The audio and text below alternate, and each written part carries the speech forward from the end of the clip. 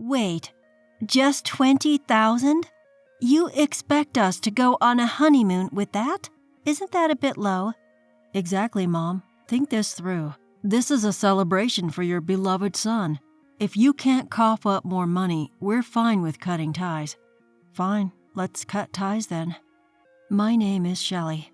Recently, both my children got married and left the nest. I thought I could finally take a breather.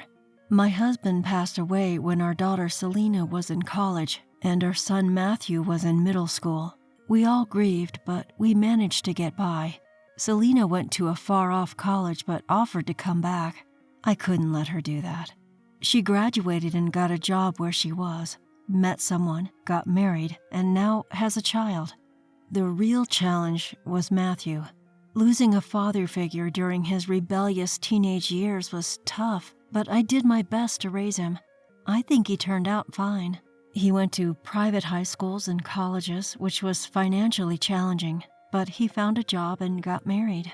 Mom, my job is close to home. We can live together until I get transferred. I know you worry. That's nice, but don't push yourself. Your happiness is my happiness. Matthew is a considerate, kind son. We've had many conversations since he became an adult. I didn't just spoil him. I taught him chores. He's my pride and joy. I'm sure he'll be a supportive husband. I'm content if I can see Selena and Matthew once in a while. Their happiness is what matters most. When kids get married, there's not much parents can do. Interfering would make me an annoying mother-in-law.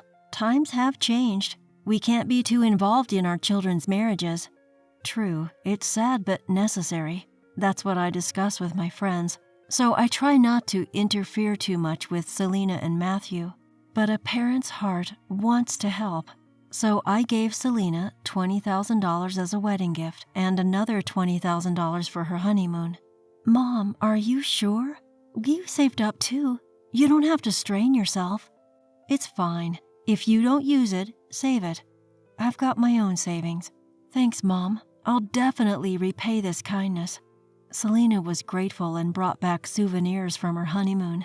When she gave them to me, she told me about her travels. I was happy and wanted to do the same for Matthew. So I planned to give him $20,000 for the wedding and another $20,000 for the honeymoon. Wait, this is it? It's not enough. Our wedding cost $60,000, you know. Exactly, Mom. What are you thinking? This is nowhere near enough. Don't act like you're some great parent with this measly amount. Unlike Selena and her husband, Matthew and his wife Jeannie were full of complaints. I'm sorry, but this is all I can afford. You had your own savings for the wedding, right? What? Young people these days don't have savings. We're always paying for the elderly. Mom, don't you watch the news? We're struggling here. Maybe you should educate yourself. I know, but if that's the case, you didn't have to spend $60,000 on a wedding. Wow, how cruel. A wedding is a woman's lifelong dream. It's the one day I get to be the star. Exactly, and you say it like that? Are you looking down on us? No, that's not what I meant. Jeannie starts to fake cry dramatically, and Matthew defends her. For some reason, they act as if I've said something terrible. So are you saying my parents should also contribute money? That's ridiculous. Why should the bride's parents have to struggle? Isn't it the groom's parents who should handle everything? Matthew has no savings. It's been tough for him. Are you exploiting him because you're a single mom? I've never done that. I haven't taken any money from him since he started working. I've never interfered with how he spends his money. If he has no savings, maybe he spent it on his hobbies? That's not true. I just ate out and went drinking with friends. That shouldn't deplete my salary. Exactly. Besides, you have all the latest appliances at home. Those were gifts from my daughter for Mother's Day. See, you've been exploiting Matthew too. Poor Matthew, being taken advantage of because he's kind. In reality, I've never asked Matthew for anything. Some of my friends do take living expenses from their adult children who still live at home. I know young people have it tough, so I never took money from Matthew. I've managed on my own salary and savings. Oh, poor Matthew, raised by such a terrible mother. And now you insult my parents too. You're the worst mother-in-law. Mom, apologize to Jeannie. Show your sincerity with money. We'll be back in a few days, so increase our honeymoon allowance. I'm your precious son, right? Please, Mom. With that, Matthew leaves with a smug smile, hugging Jeannie's shoulders. I'm left alone, disappointed, wondering why they would say such things. I've never exploited anyone. I've given as much as I could afford and thought I'd done my best. Selena and her husband never complained. They even thanked me. I know some parents give more, but this is my limit. I thought I'd raised him well, but to be told all this. Just then, Selena calls to say she sent a package. I end up venting to her, and she says, "Mom, Matthew's lost it. I knew he was sheltered, but he's gotten worse since dating Jeannie. You should free yourself, Mom." Her words clear the fog before my eyes. Matthew is an adult now. He is not a child I need to protect. There is no need to be spoiled anymore. A few days later, Matthew and Jeannie return. They sit across from me at the living room table, smirking. "So you've had time to think. How much more are you giving us?" "Exactly. Our future relationship depends on this. Depending on the amount, we might even give you some hotel amenities." They clearly haven't reflected on their behavior. They must think I'll give them more money. So I calmly say, "I understand how you feel, but I can't give you any more money. In fact, I've lost the desire to give you even the $20,000. "What? Mom, what are you saying? That's fine. We can cut ties." All right, let's cut ties then. They clearly didn't expect me to agree. They visibly panic. Just as they're about to say something, Selena comes out from the room behind me. "I've been listening, and you two are just awful." Why are you here, sis?" Hi. Long time no see." Enough with that attitude. Aren't you grateful? Especially you, Matthew. Mom supported you through your rebellious phase, sent you to private schools, and even let you live at home as an adult. What's with your attitude? But she's my mom, that's her job, and I've seen online that other parents give more. Exactly. The groom's parents should do more. Otherwise, you won't even get to see your grandchildren. Well, Jeannie, I wouldn't want to see any child raised by people as unreasonable as you. What? Even if we have a child, you'd still feel that way? I wouldn't want to see a child raised by people like you. I prefer not to associate with strange people. That's rude. Let's go, Jeannie. There's no talking to these people. Our words seemed to fall on deaf ears.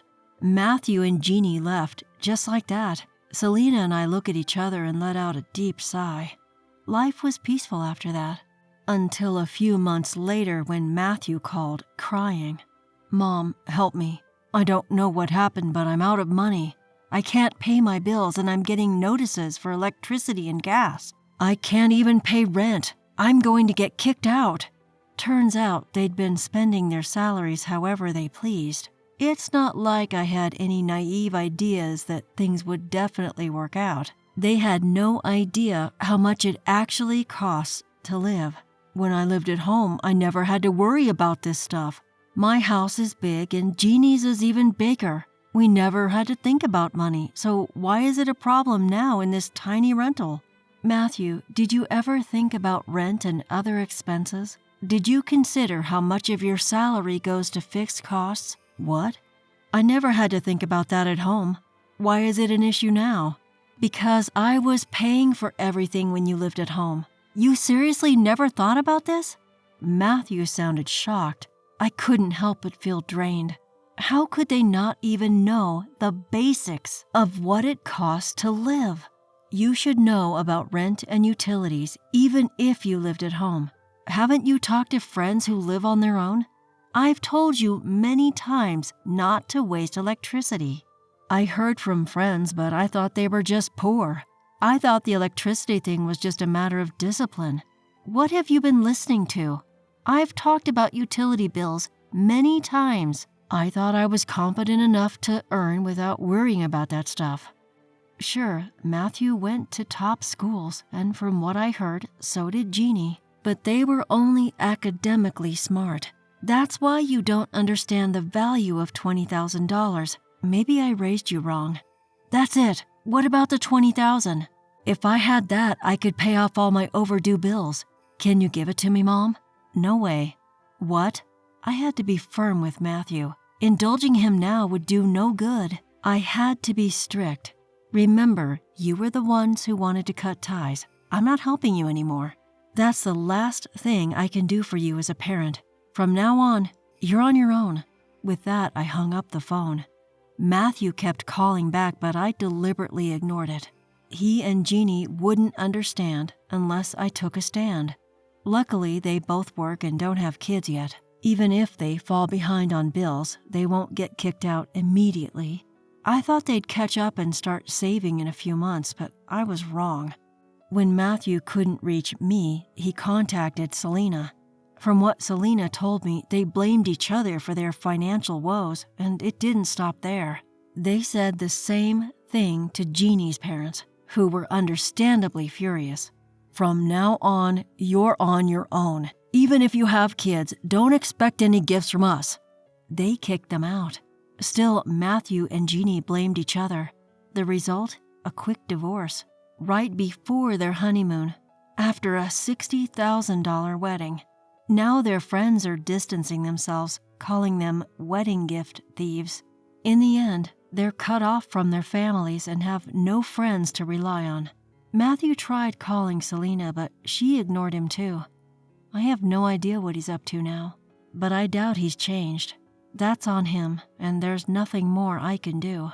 I'm planning to sell my now-too-big-for-one house. I'll use that money to buy a senior-friendly condo. That way, I can live a supportive community life. And no, I have no plans to tell Matthew where I'm moving.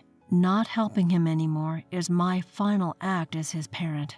In the long run, it's for his own good. I plan to live happily on my own from now on.